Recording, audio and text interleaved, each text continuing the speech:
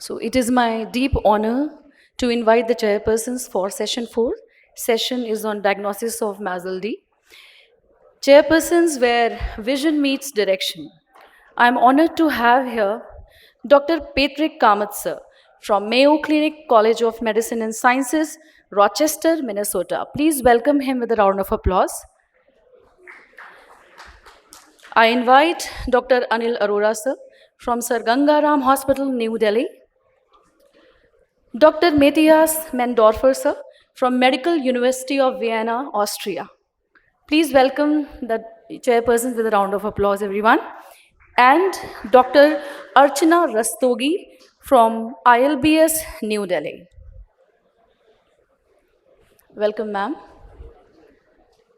Dr. Anil Arora sir, if you are listening to me, please join us for the session. Okay. Over to the chairpersons.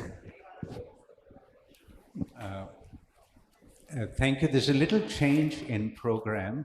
The first talk will be by Dr. Massimo Lavarone on HCC risk and behavior in the context of MASLD. Welcome, Massimo. Thank you.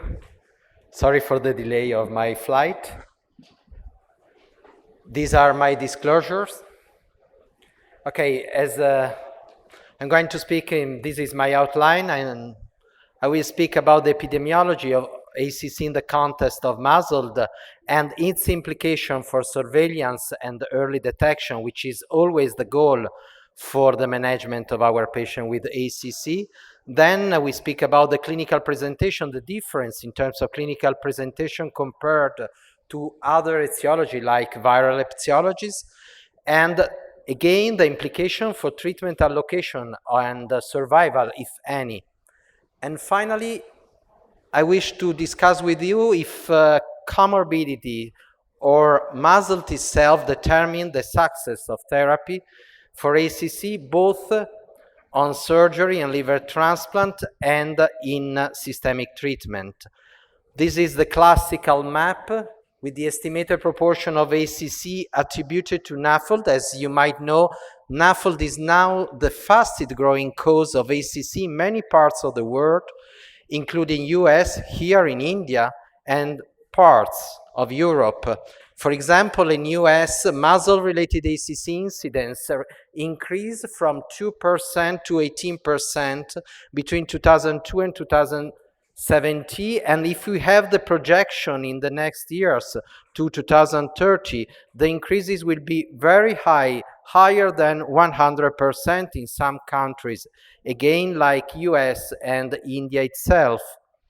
And even in Italy, where we used to have viral hepatitis as the major cause of ACC development, we can see the projection of the prevalence of the underlying MASLD as the cause of ACC in the next years, and overcoming the classical ACV cause. However, we should also take into account another aspect, that the incidence, the annual incidence of ACC expected in patients with MASLD is completely different and lower for our, we are lucky for that, lower than we are used to have with active viral infection like SCV or HBV. And it's similar to the incidence we have now for HCV cured or HBV under treatment. We should take into account when we think about surveillance programs. And this is the risk factors of ACC in MASLD. Cirrhosis is the main risk factor, but we are going to see in the next slides that even patients without cirrhosis in the context of MASLD can develop ACC.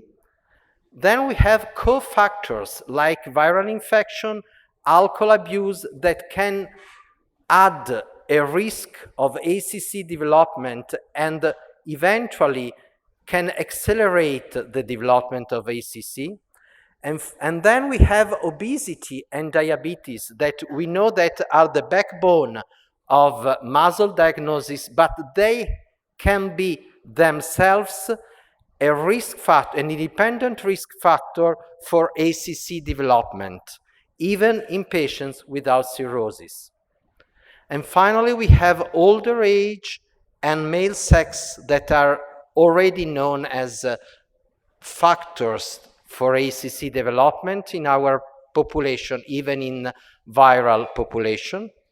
Some genetic aspects that you have already talked about, and gut microbiota. It's very interesting, the studies they are doing on gut microbiota, but probably we are not yet in a point that we can discuss how to prevent ACC development modifying our microbiota.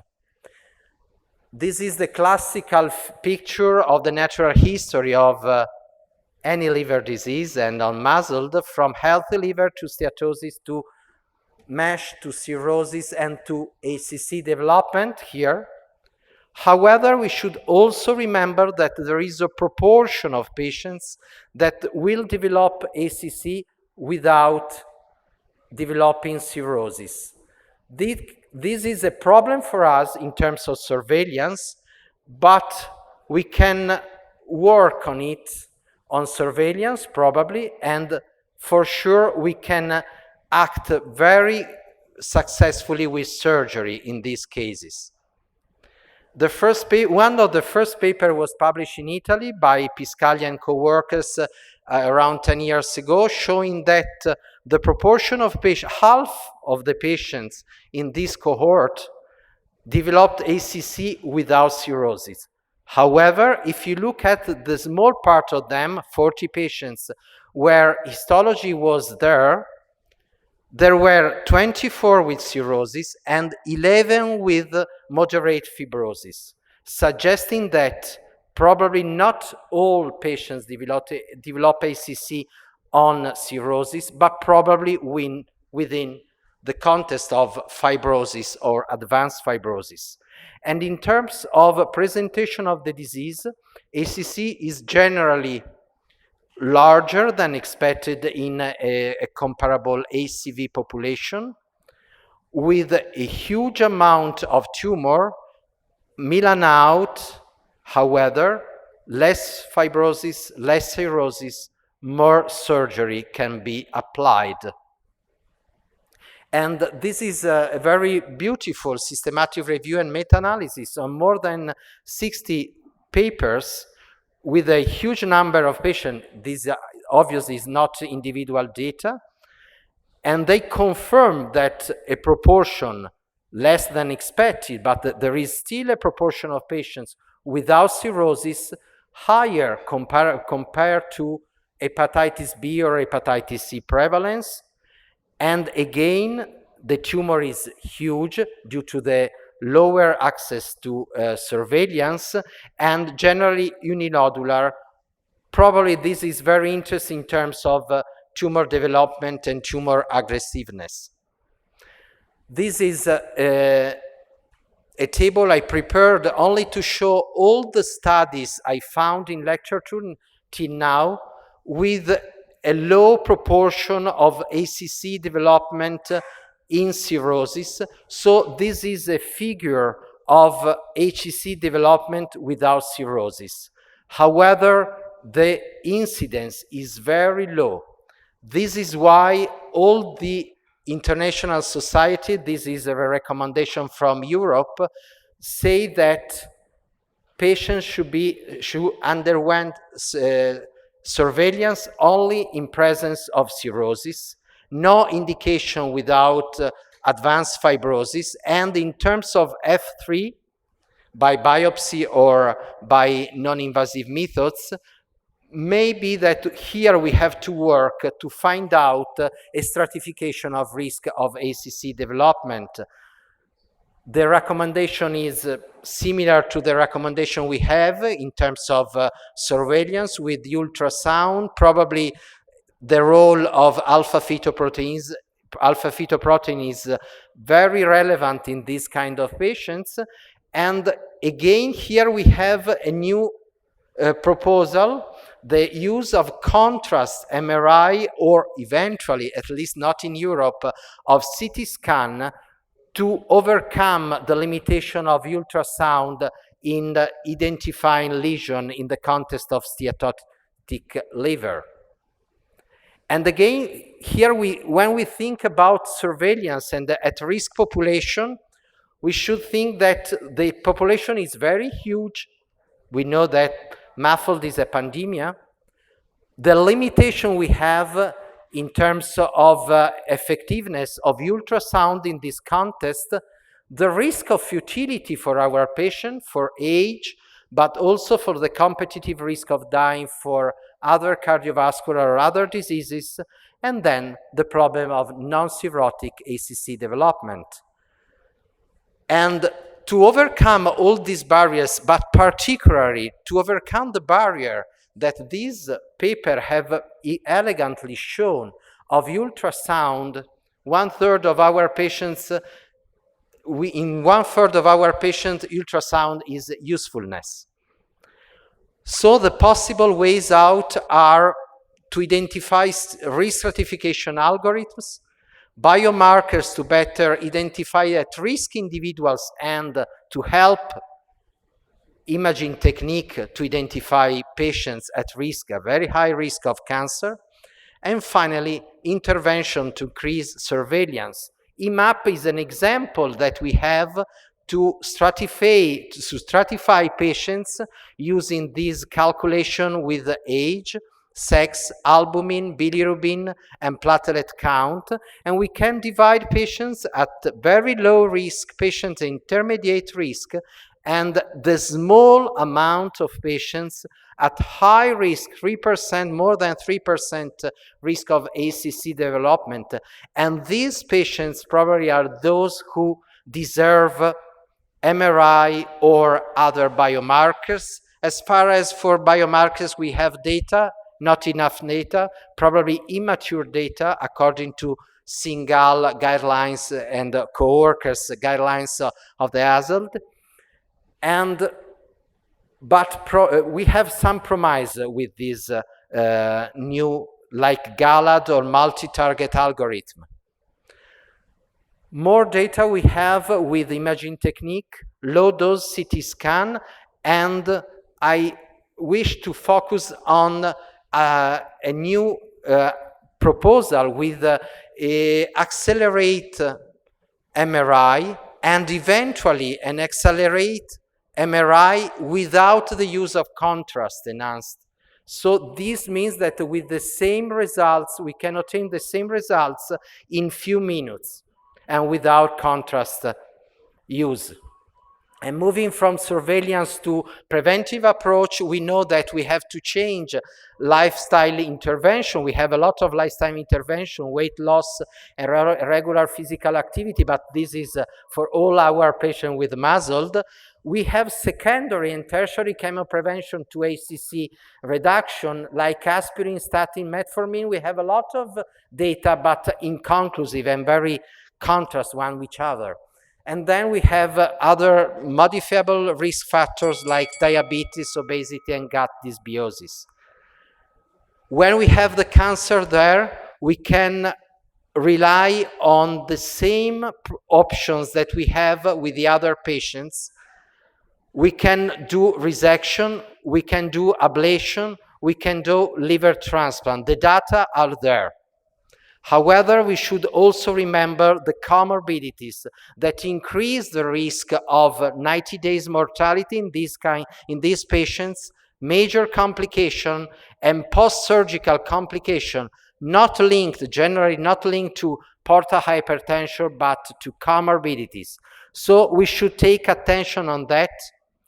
And what about liver transplantation? We have the data of Yonusi and co-workers showing that NASH in US is already the first underlying disease in patients with the indication to liver transplant for ACC.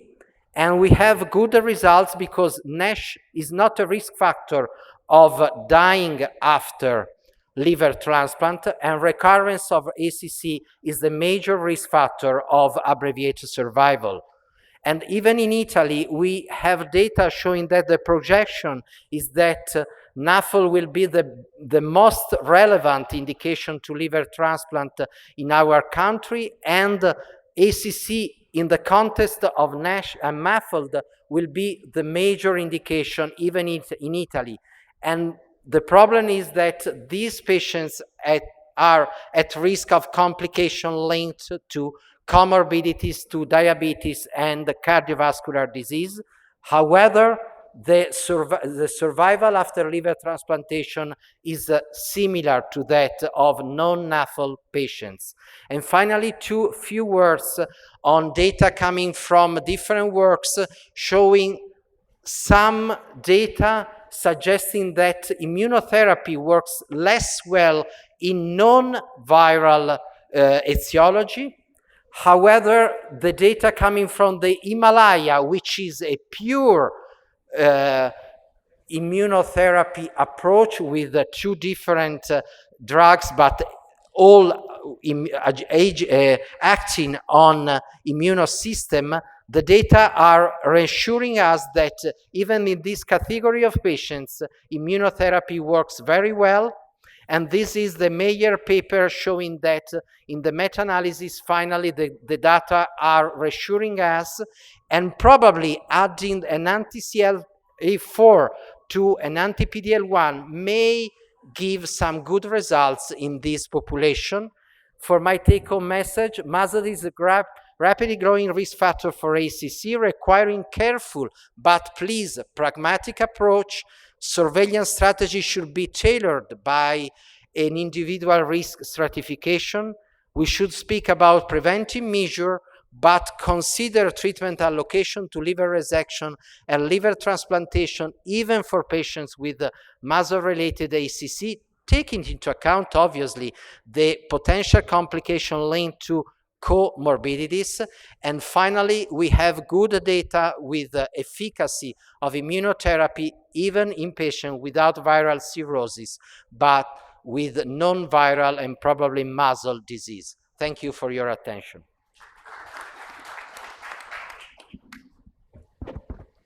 Thank you, Dr. Massimo, for a lucid description of a complex relationship between NAFLD and MASLD.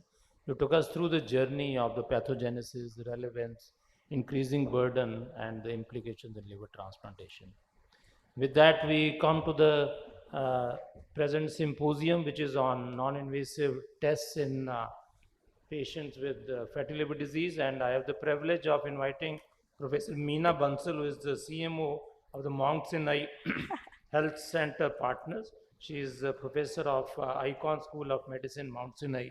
She is going to deliver a talk on NITs in assessment of NAFLD patient coupled with response to therapy. What is new? Thank Welcome, you so much. It's a pleasure to be here. Let's see. Is it advancing? Yeah.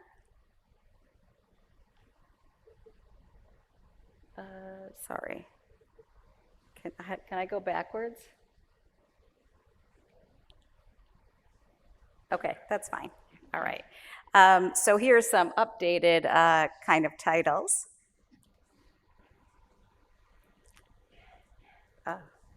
Okay, so I'm going to first talk about screening high-risk populations, focusing on the fact that it's really the fibrosis that matters. And when we talk about NITs, context of use is critical because that is really how you can interpret the test. We're going to talk about identifying at-risk MASH with F2, F3 fibrosis through both serologic and combination approaches, baseline longitudinal changes over time, because this is the target population for clinical trials and FDA-approved therapies. And lastly, monitoring treatment response. And Naga and Arun kind of hinted at that, but maybe we are getting closer to personalized medicine.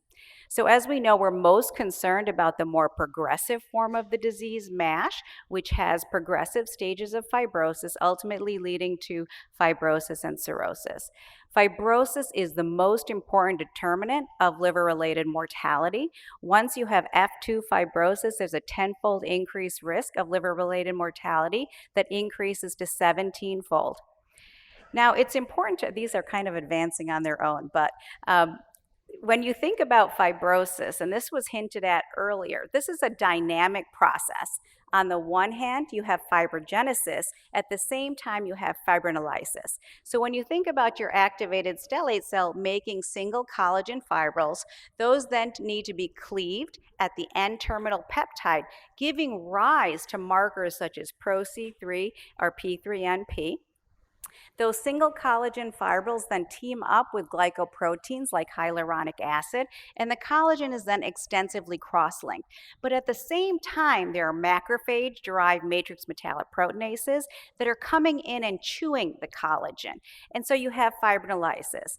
There's TIMPs that inhibit those MMPs, and ultimately these fragments can be released into the blood and measured in some of our NIT biomarkers. For example, ELF is comprised of P3MP, hyaluronic acid, and TIMP1. And ProC3 is a marker of fibrogenesis and part of other different markers.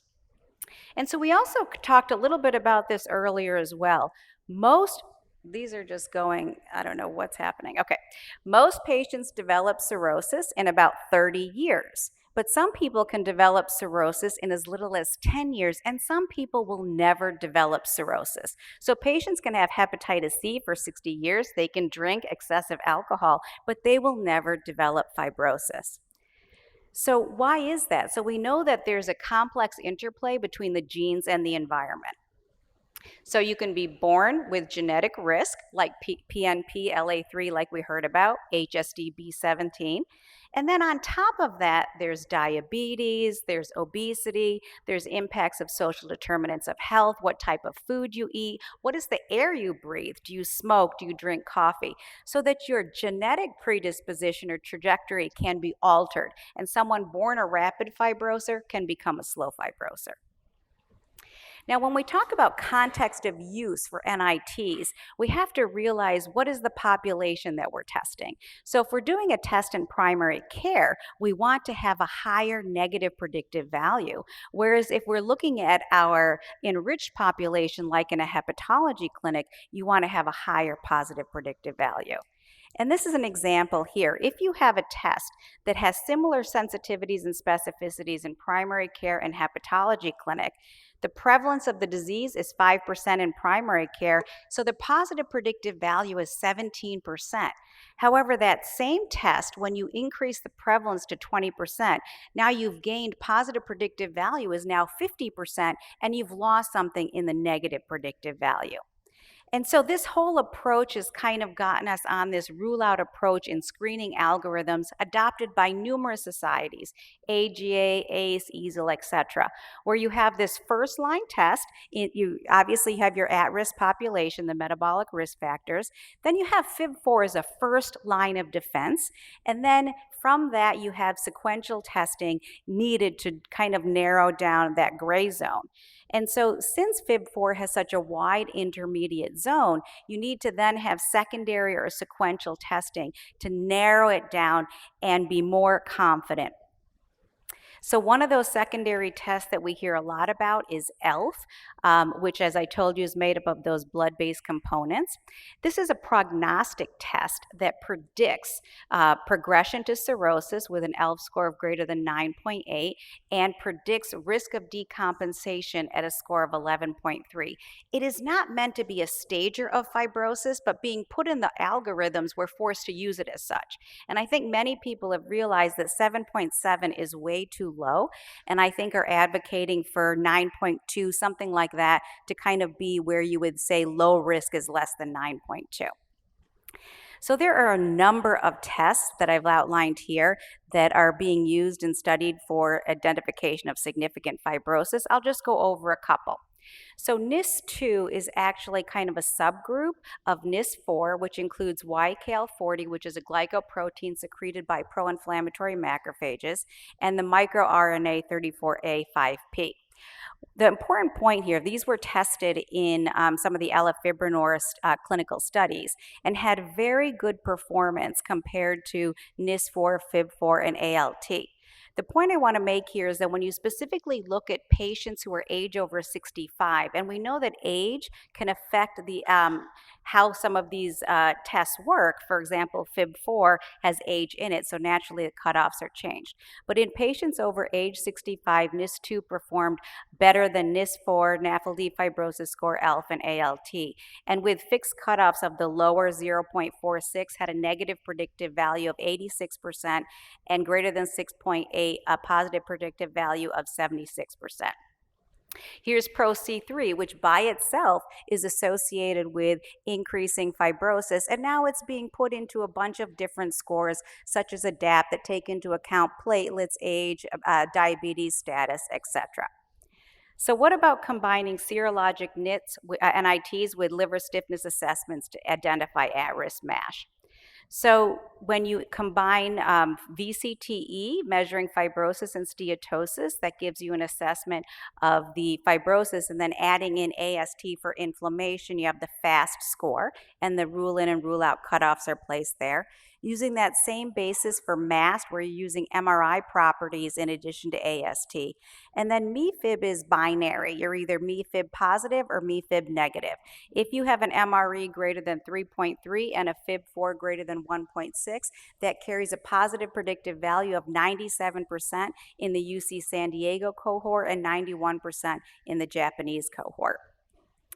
Agile 3 and 4 also leverage a liver stiffness assessment, in this case FibroScan, along with other parameters such as platelet, AST, ALT, diabetes, sex, and in the case of Agile 3, age.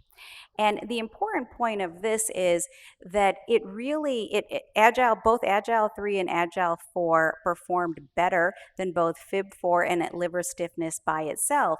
But the important thing is that intermediate zone, you're moving people out of the intermediate zone into either the rule in or the rule out. So you're really narrowing down the gray zone. So this was data presented at INASL this year. This was a prospective litmus imaging study looking at the diagnostic accuracy of biomarkers in a large multi-center cohort. Their reference standard was NASH CRN pathology scoring, and they looked at-risk MASH with at least grade 1 in each of the components, F2, advanced fibrosis, and cirrhosis. And you can see all of the different biomarkers that were included. And they set a minimal acceptable criteria of 0.8. A total of 357 participants were included. You can see that the lines above is kind of that minimal acceptable performance. No biomarkers exceeded the MAC for at-risk MASH, which are the top two bars, but you can see that NIS2 performed the best. But when you look at advanced fibrosis, both Agile 3 and MRE performed very well. And if you look at for F4, you can see that VCTE, Agile 4, Agile 3 Plus, and MRE all performed really well. So this is now kind of bringing it all together, looking at a large cohort, but this is in an enriched kind of hepatology setting. What about in a more general population? So in this study, they compared the accuracy of 10 NITs in a Rotterdam group as well as NHANES. There were 11,000 participants. And then they looked at the area under the curve of a variety of parameters, which I'll show here. They looked at liver stiffness greater than or equal to 8, greater than 12. They looked at advanced fibrosis using the Agile 3 score, MASH using the FAST score, cirrhosis using Agile 4. And interestingly, the MAF5 was most suited for ruling in and ruling out all conditions except for cirrhosis, in which the SAFE score, which I didn't discuss, yielded the highest accuracy. And now MAF, interestingly, we've heard waist circumference come up many, many times today, that BMI is not really as accurate as looking at waist circumference. So MAF5 includes waist circumference, BMI, diabetes status, AST, and platelet count. So this is kind of my quick cheat sheet when I tell people who do you need to send to me because they could be eligible for clinical trials or for, in our case, resmetirom. So what about NITs to predict outcomes? Because that's ultimately what we care about.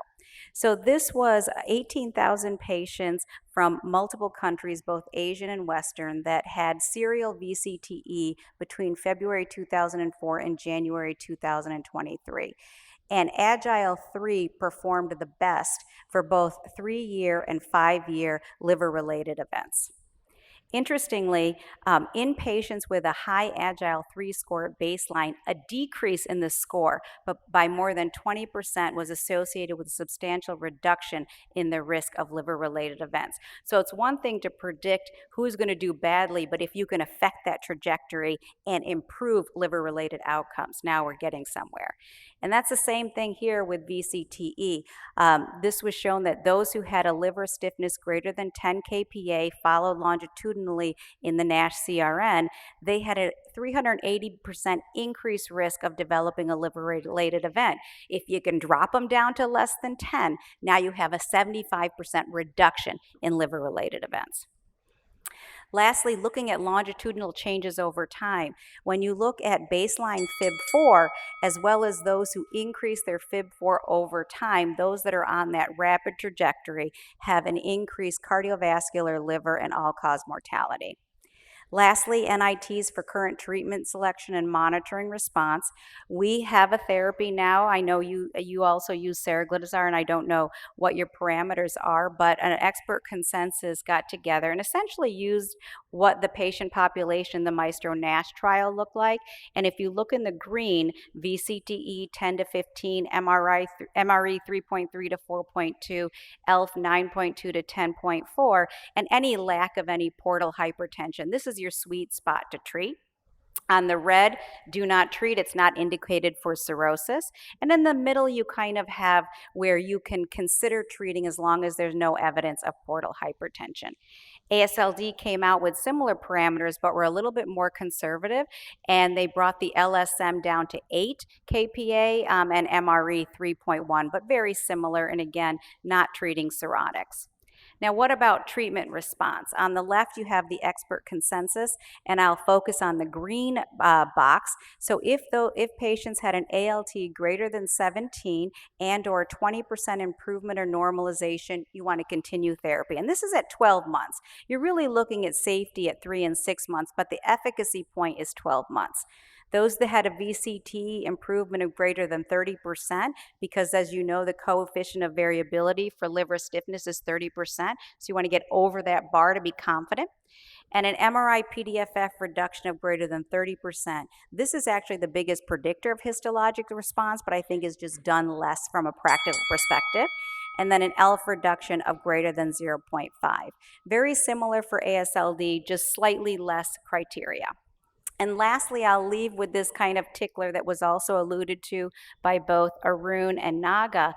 Can we kind of predict who's more likely to respond due to their underlying genetic background? So on the left, we just have ALT reduction in response to semaglutide. Those that had the 2 risk alleles, CG or GG, actually had a greater response. And as you heard from Naga in resmetirom, it had no impact on MASH resolution, fibrosis improvement, MRI, PDFF response, ALT, or liver stiffness. And as you heard from Arun, actually for tirzepatide, there was a greater response in the wild type for resolution of MASH, but no impact on fibrosis. So I'll end by saying this is kind of the fun part of the field now. We're going to have more and more therapies. And so kind of these are small numbers, but as data accumulate, we may be in a situation where we can custom and choose this therapy right now for this patient. And with that, I will end and say thank you.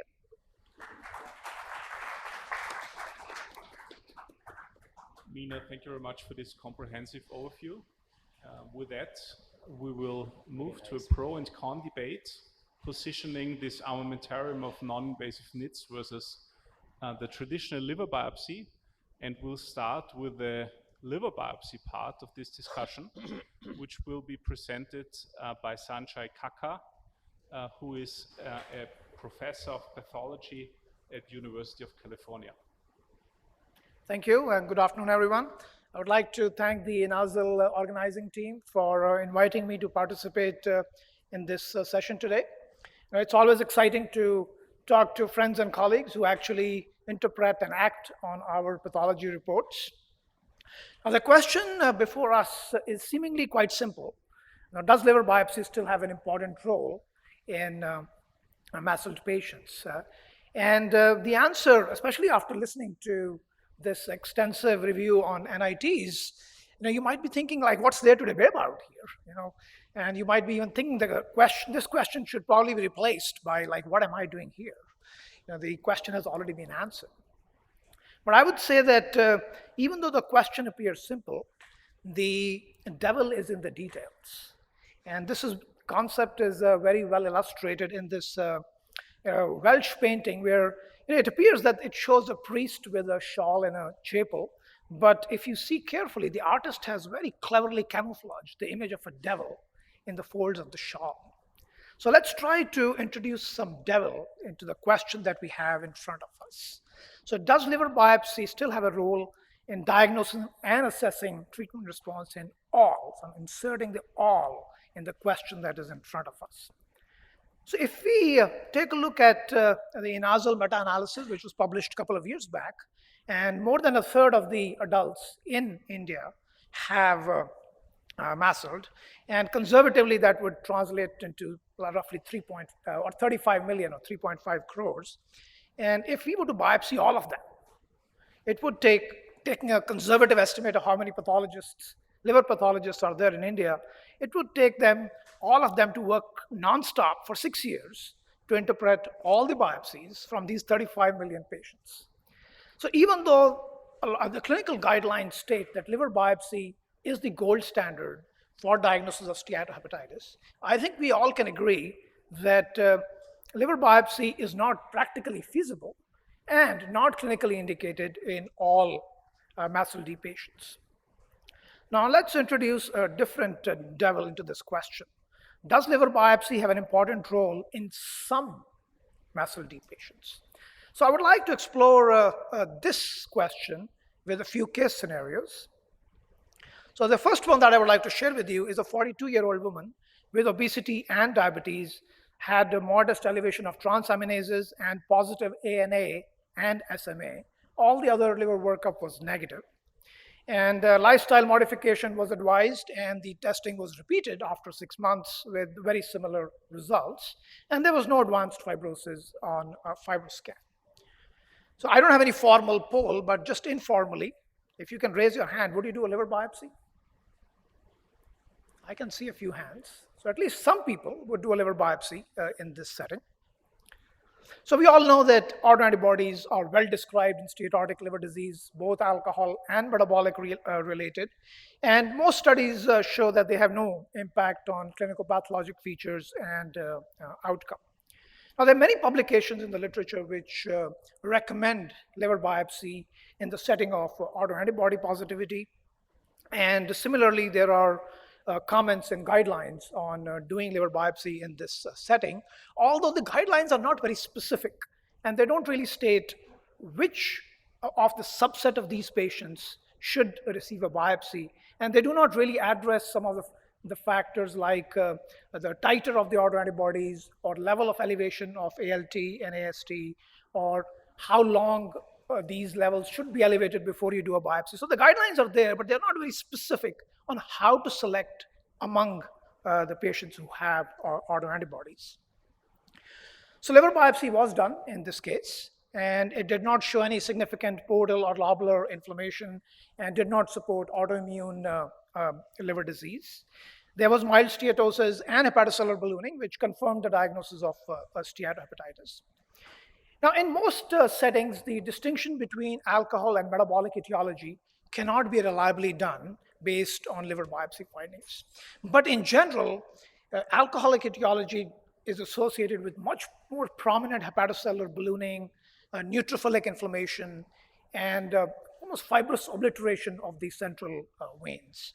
So when these features are present, alcohol etiology is likely, and we tend to at least raise that, maybe in a soft fashion, in the diagnosis. So in this case, you can see there was diffuse hepatocellular ballooning, and since this is relatively uncommon in metabolic etiology, this possibility was raised.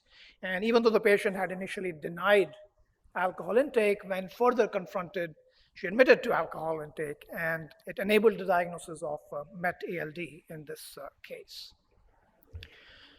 Let's look at another case scenario. A 60-year-old with triglyceridemia.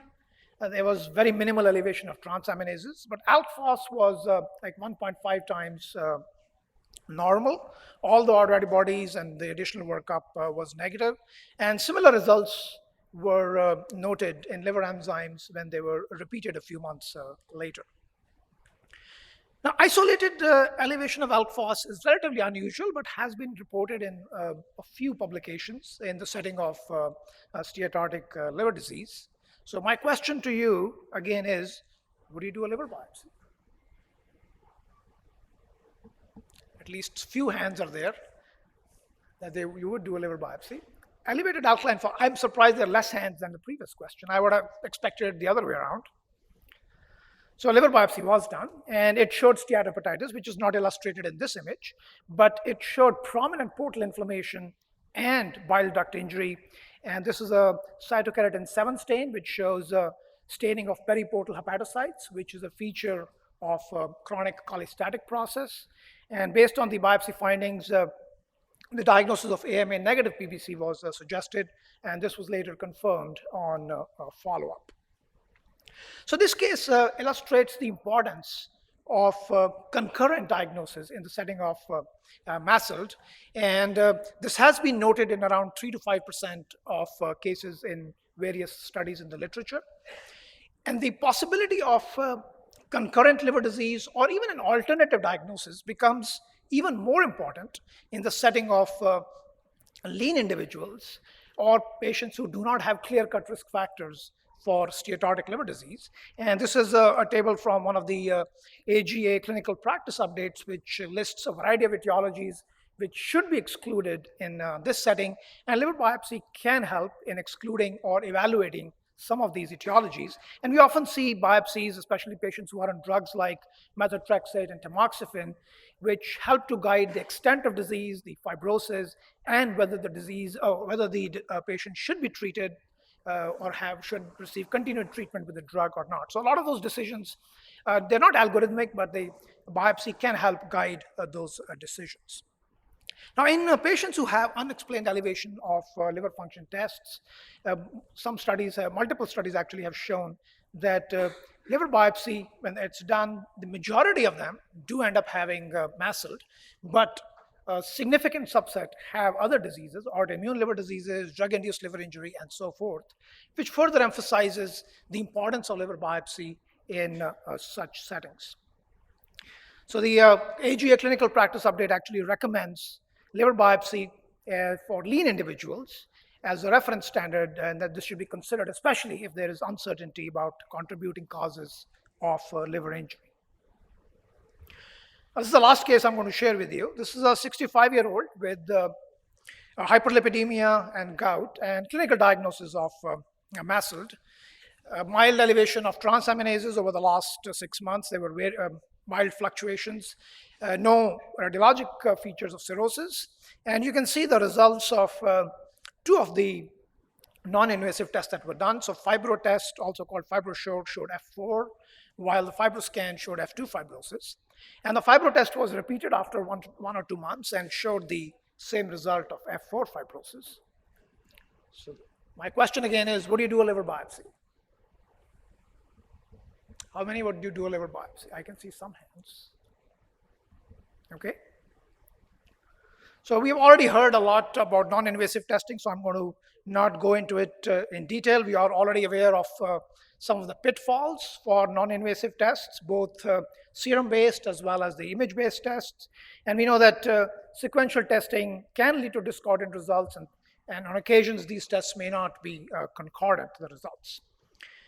There have been indeterminate results also reported with a variety of tests, and the proportion varies based on what test and what stage of disease that you're dealing with. And non-invasive testing has not been extensively studied in the transplant setting, but this was an abstract that was presented earlier this year, which showed that there was a significant discrepancy, both FibroScan and FIB4, compared to liver biopsy, with 30 to 45% understaging of cases with advanced fibrosis on biopsy. So the case which had discrepant results with FibroScan and the fibro test, this is the liver biopsy that was done. And on this side, you can see that there is a periportal and there's some sinusoidal fibrosis. It doesn't have any advanced fibrosis on low power. And here's another closer view of the biopsy showing a very thin fibrous septum. And you can see it gets interrupted here. So this kind of perforated fibrosepta are very characteristic of fibrosis regression. And in this setting, the non-invasive test performance may not be that optimal as stated in some of the guidelines. And once again, the AGA clinical practice update states that liver biopsy should be considered for patients in which NIT results are either indeterminate or discordant. So here is the summary of some of the indications in which the liver biopsy may play an important role in MASLD. And the ones that I have highlighted are the ones which are emphasized in multiple society guidelines. I did not have enough time to go into all of these in detail, especially things like elevated ferritin or at the time of bariatric surgery, which have been recommended in various publications as well as in various guidelines.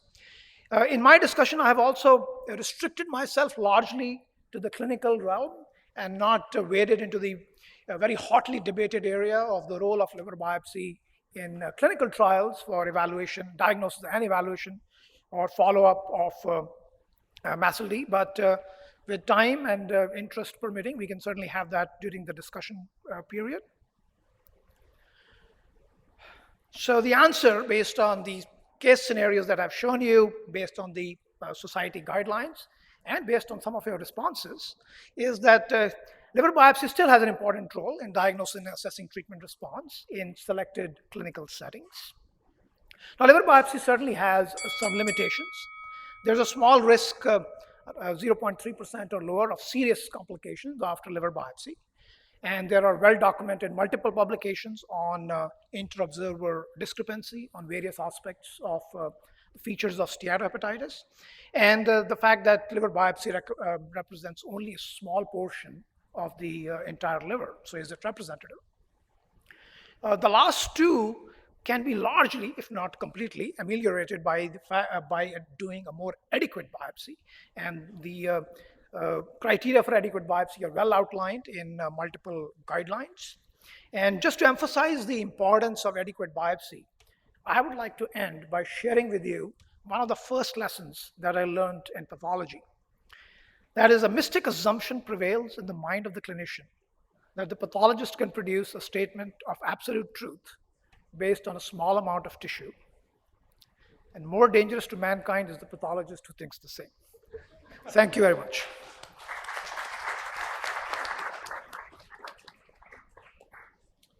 So, and with that, we are shifting to the other part, and this will be the hepatologist's view presented by Professor Anand with the no part to the same question.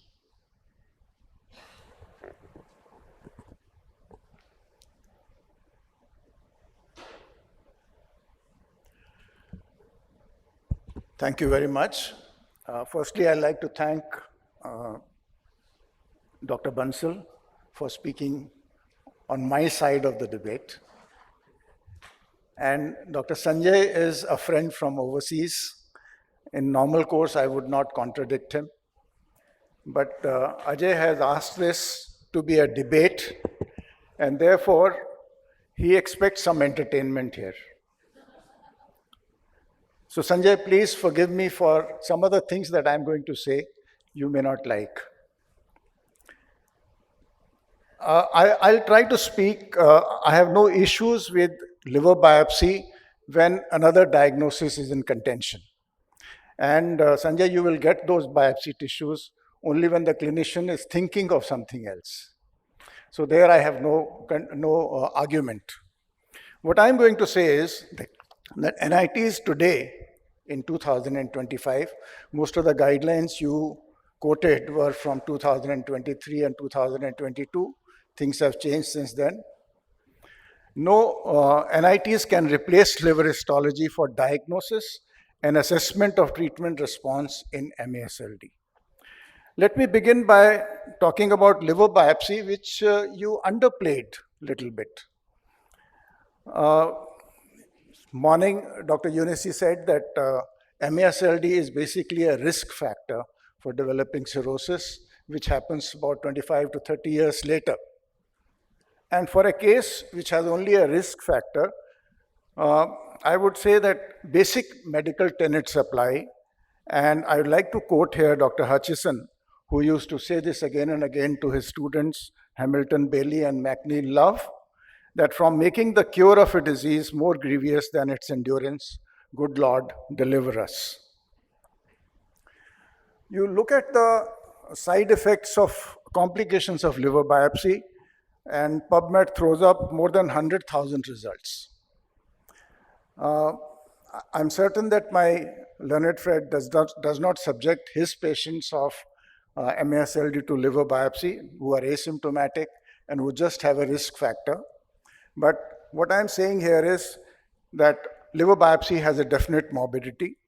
Reported complications are major complications up to 10%, bleeding 3 to 4%, pain in every second to third patient, and mortality up to 1.6% in the reports.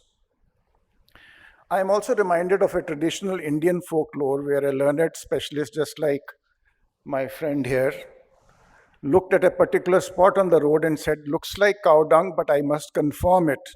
Went down to dip his fingers in the blob and tasted it to confirm that it was cow dung.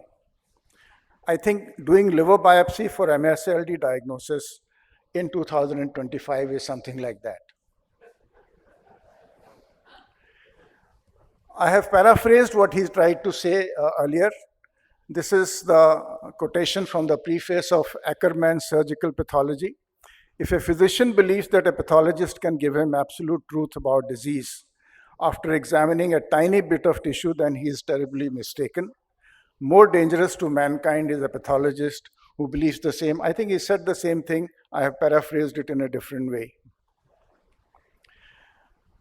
This is one of the many papers that have shown that biopsy examines less than 50,000 part of the liver.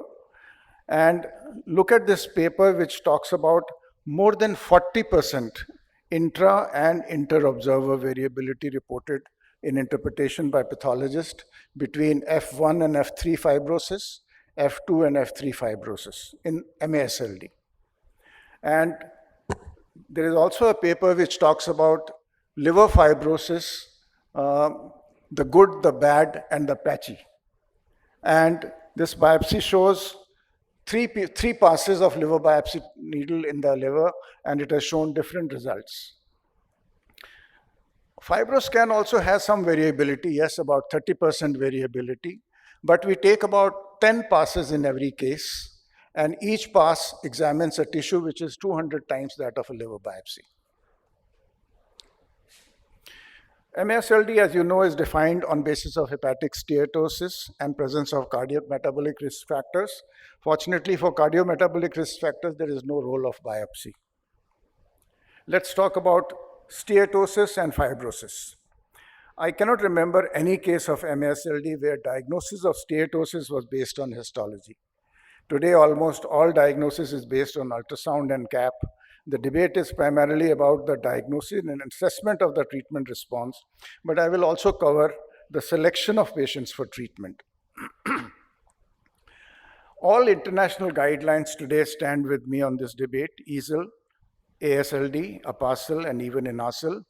And collective wisdom says that given MASLD's high prevalence and silent progression, non-invasive tests are needed to safely triage and follow the patients.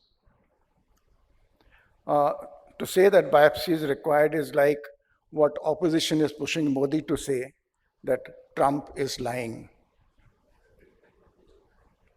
A huge body of evidence exists to show that imaging and biomarkers can now quantify liver fat accurately without biopsy.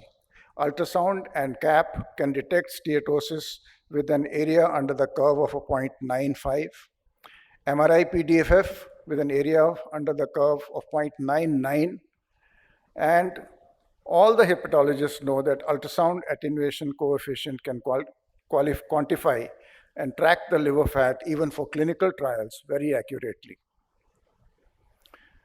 A combination of non-invasive tests of fibrosis staging can discriminate between minor and advanced fibrosis with great degree of accuracy reaching 92 to 99%.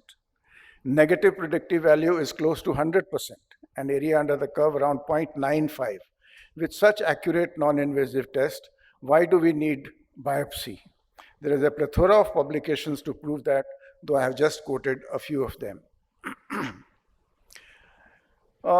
Sanjay could have said that fibrosis stage cannot be differentiated from ballooning and inflammation by the non-invasive test, but I would like to remind him that fibrosis stage is the one that determines the outcome of patients and prognosis, and not the ballooning or inflammation. NITs perform as well as biopsy in predicting the outcome. Here is a multi-center European study which showed the outcome compared to the liver biopsy on the left side and NITs on the right side. The outcome prediction is as accurate with NITs as with liver biopsy. NITs are considered safe for longitudinal follow-up of patient on treatment. Same cannot be said for biopsy. This is Rohit Lumba's meta-analysis of clinical trials that has shown that 30 or more % reduction in MRI PDFF correlated with 7-fold higher odds of histological improvement and NASH resolution. This validates MRI PDFF as a surrogate endpoint for treatment response. In practice, most of the clinicians have only been following the patients with NITs. I'm glad my friend did not mention liquid biopsy as a part of his biopsy favoring statistics, because it's a non-invasive test and so far not approved by FDA. But so important is non-invasive liver disease assessment, or NILDA, that it has been considered to be a subject of exclusive NILDA guidelines, which have quantified and recommended that 90% reduction in LSM reflects true reduction in fibrosis. The MASLD trial used about 25%, and it correlated very well with histology, though marginally overshot the accuracy. Resmetirom guidelines have been issued earlier this year, and they have also quoted data that validates the use of NITs in place of liver biopsy, and recommended that the range of LSM that should be used to select the patients for treatment. And this arrow points to the specific assertion that has been made that clearly states that the liver biopsy is not recommended for staging MASH or for making diagnosis. When it comes to monitoring MASLD patient for response to treatment, biopsy has not been mentioned at all. In fact, the guidelines have clearly stated that biopsy is not required in clinical practice to use this drug, neither for diagnosis, nor for deciding candidacy of treatment, or nor for follow-up to assess the response, to assess the futility. The Asian data also, in a meta-analysis published earlier this year, showed similar accuracy of NITs. A study of 3,000 Asian MASLD patients found FibroScan less than 8 had 96% sensitivity and 99% negative predictive value for ruling out F3 fibrosis. Meta-analysis indicate that MRI, PDFF, and elastography accuracies are similar in Asian and Westerners. In fact, APASL has been championing its use since 2016. Many studies on cost-effectiveness analysis also find out that diagnosis, risk stratification, and monitoring of MASLD patients with NIT, it is very cost-effective. Use of NITs has been shown to encourage more than 4 times the number of patients to seek health advice and cut the referral to tertiary centers by 81%. So it makes a sensible public health practice with saving to the state. And safety, I've already talked about. It goes without saying that NITs are safe. They carry virtually no procedural risk, in contrast to liver biopsy, which is painful for every second or third patient, may have serious complications, which I mentioned earlier.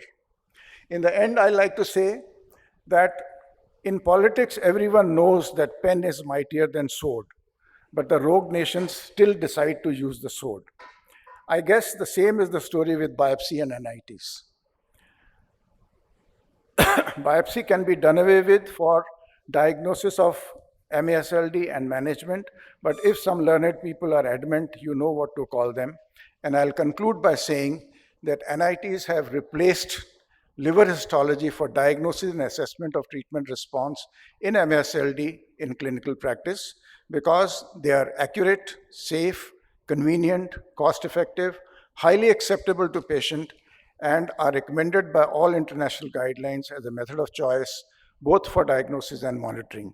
While liver biopsy is more flawed, painful, risky, unsuitable, and unacceptable to follow the patient lifelong. Thank you. Thank you, sir, on this nice pitch on basically NITs, and he was talking about confounding factors. Now, there are a lot of points where rebuttal by Professor Sanjay Kakkar. So you are invited. Thank you, Dr. Anand, for such an entertaining presentation. Actually, if we really go and compare my presentation with Dr. Anand, you will find that we are saying almost the same thing. The only difference is that I just said it in one sentence, and Dr. Anand spent 12 minutes in saying that, because I started off by saying that liver biopsy is actually not needed for routine diagnosis, and that's been validated by many studies, many guidelines, and the pathologists are actually thankful that it's not needed. I showed you how much we'll have to work if you actually start biopsying every patient. It will actually be impossible to even review all those biopsies. But at the same time, there are very specific clinical settings where the biopsy is indicated still. And the numbers that I showed are probably still conservative. The 35 million that I showed was based on 2019 numbers, and that was also a conservative figure. I calculated based on a third, it's actually 38% based on that. So if you have such large numbers, and if you have to biopsy even less than 1% of patients, that's a lot of liver biopsies. So what I'm trying to say is that there's absolutely no doubt that liver biopsy does not have a role in routine diagnosis and routine assessment of fibrosis in all cases. I think everybody agrees to that. But then that's why I focused on specific clinical situations where liver biopsy still has a role in either identifying a concurrent or even an alternative diagnosis at times. And I've been involved in clinical trials where patients who have clinical diagnosis of MASLD, and we find all sorts of things. It's not common. I'm not saying that happens in every case, but in a small percentage of cases, there are a lot of concurrent or even alternative, sometimes not even concurrent, but alternative diagnosis that come up because liver biopsy is done. So I think it is a procedure that has to be used in super selective situations, and some of the indications are very broad and not being honed very specifically, maybe with additional studies that will happen. Right now they're more broad, like they'll say, oh, rule out concurrent disease, but what does that mean? Every patient potentially can have concurrent disease. You can't biopsy everybody. So based on clinical suspicion, I think right now it's being based on the judgment of hepatologist. And lastly, I would say that the evidence for favor of liver biopsies is that still across institutions, I can say in the US and in my own practice, biopsies of MASLD still comprise the maximum number. If I take out the liver transplant biopsies, they still comprise the majority of the medical liver biopsies that we are seeing, because there are so many of these patients that there are questions that arise in a small subset, and they are still constituting majority of biopsies that we are seeing, medical liver biopsies that we are seeing in our practice. Can I say something? As in a debate, I think I'm supposed to oppose you. So I'll just say that you did not speak it in one sentence. You also took 12 minutes. But I told you I have no issue with doing a liver biopsy where clinically you suspect an alternative disease. And in fact, you got the biopsy specimen of these patients because some clinician thought of an alternative disease. And but to make a diagnosis of MASLD, the definitions are very clear. You don't require a biopsy. For deciding that this patient requires treatment, you don't require a biopsy. And for monitoring whether the patient is responding or not responding, whether treatment is effective or futile, you don't require liver biopsy. So that is all I have to say. Yeah, I think I agree with that. That applies to a vast majority, but not to the situations that I mentioned. And I also got some support. I think I should have asked the question, who will not do a liver biopsy? Because I think many people who would agree to do a liver biopsy are not raising their hands. If I asked who would not do a liver biopsy, I would have gotten a better response. But I was very happy to see that many august hepatologists here raised their hand in response to some of the clinical situations. So I totally agree with you that it is not required in a vast majority of patients, but it is required a small subset. And that's why I spent most of my time trying to explore those situations, and because I knew that you would be elaborating on the rest. So I finished that in one sentence. Yeah, thanks very much for bringing up this poo joke. We actually have exactly the same joke about people from a part in Austria when they are dipping the finger in the poo just to find out what it is. So it seems to be very preserved around the world, like Pinpili 3. To the NITs, so one very elegant point about the non-invasive testing, referring to your talks, is that it can be repeated over time. So if you have these repetitions in non-invasive test results, you've also been speaking about changes in non-invasive tests. What's the important thing, the trajectory of the patient? So if you have several NITs, whether the patient has a decline or an incline, or is it the last value of the patient when we see the patient? Dynamic. Yeah, I mean, I think dynamic changes are important. You know, we do know that some people will never develop cirrhosis. They never will, right? So if you see an F2 at a cross-sectional point in time, they're always going to be F2 no matter what we do. They're going to stay F2. But there are going to be those then who go on to F3 and F4. And so following those patients over time is very important. And then, of course, to monitor treatment response and changes over time, I think those dynamic assessments. So both baselines important as a predictor, but also changes. And with that, I think we'll close the session to keep on time. So thank you very much to everyone on the panel. Thank you, Meena. Thank you, Mashi. Please join us for a photograph, speakers and the chairpersons. Let's freeze this moment. Thanks to the chairpersons and speakers for an inclusive session.